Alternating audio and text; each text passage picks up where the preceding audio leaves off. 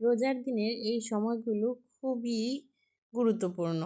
অন্যান্য দিন যেসব কাজ থাকে এই দিনগুলোতেও ঠিক একই কাজ থাকে, বরঞ্চ ইফতার গোছানো, ইফতার রেডি করা, পরিবারের সবার সাথে ইফতার করা, পরিবেশন, রান্না সব মিলিয়ে গৃহিণীদের একটু ব্যস্ত সময়ই পার করতে হয়। আজকে সকালবেলায় দেখো বুটগুলো কত সুন্দর ভিজে গেছে, তাই ভাবছি ভোরটা দুপুরবেলায় রান্না করে নিব আর এই পাঁপড়গুলো ভেজে রাখবো। ডালের বড়া বানানোর জন্যে ডালগুলো পিষে রাখবো। যদিও বা ব্লেন্ডারে করতে সুবিধা হয়, কিন্তু আজকে আমি এই ডালের বড়াটা পাটায় পিষে করব, তাই তৈরি করে নিয়েছি। প্রথমে আমি খুব সুন্দরভাবে পাঁপড়গুলো ভেজে নিয়েছি। আমার মেয়ে এই পাঁপড়গুলো খেতে খুবই পছন্দ করে। যেহেতু মেয়ে পছন্দ করে, তাই ইফতারের আইটেম হিসেবে আমি এই পাঁপড়গুলোও রেখেছি। বেশ খানিকটা পাঁপড় ভেজে নিয়েছি ইফতারির জন্যে। সাথে রান্না করে নিয়েছি বুট।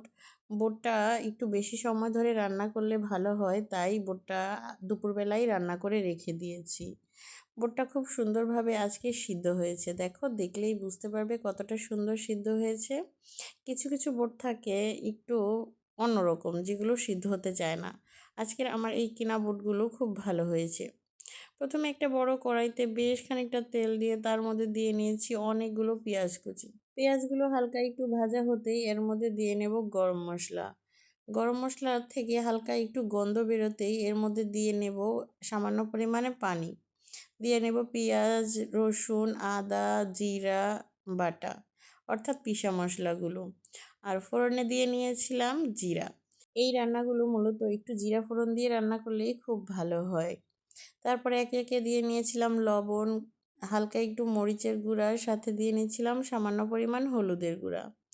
দিয়ে খুব ভালোভাবে মশলাটাকে কষিয়ে নিতে হবে। বুট রান্নার মেন প্রসেসটাই হচ্ছে এই মশলা কষানো।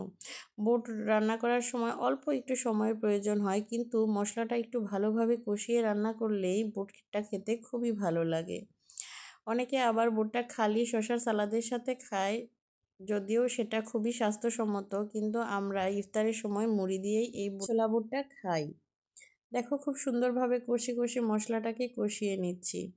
বুটটা দিয়ে হালকা একটু পানি দিয়ে নেড়ে চেড়ে নামিয়ে নিলেই হয়ে যায় এই বুট। কিন্তু মেন প্রসেসটাই হচ্ছে মশলা কষানো।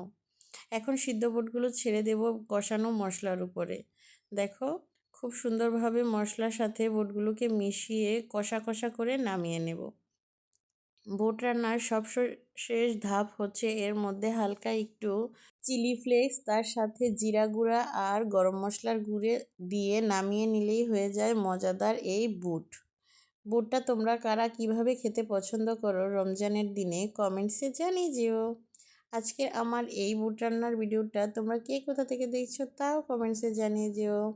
আমার মতোই দুপুরবেলা তোমরা কারা কারা কিছু কিছু রমজানের আইটেম গুছিয়ে রেখেছো যাতে পরে সুবিধা হয় তাও কমেন্টসে জানিয়ে যেও। অন্যদিকে আমি শিলপাটায় বেটে নিচ্ছি ডালের বড়ার জন্য ডাল। যদিও এটা ব্লেন্ডারে করলে ভালো হতো, কিন্তু আমি আজকে এখানে পাটায় পিষেই তৈরি করব। Thanks for watching my video. আল্লাহ হাফেজ।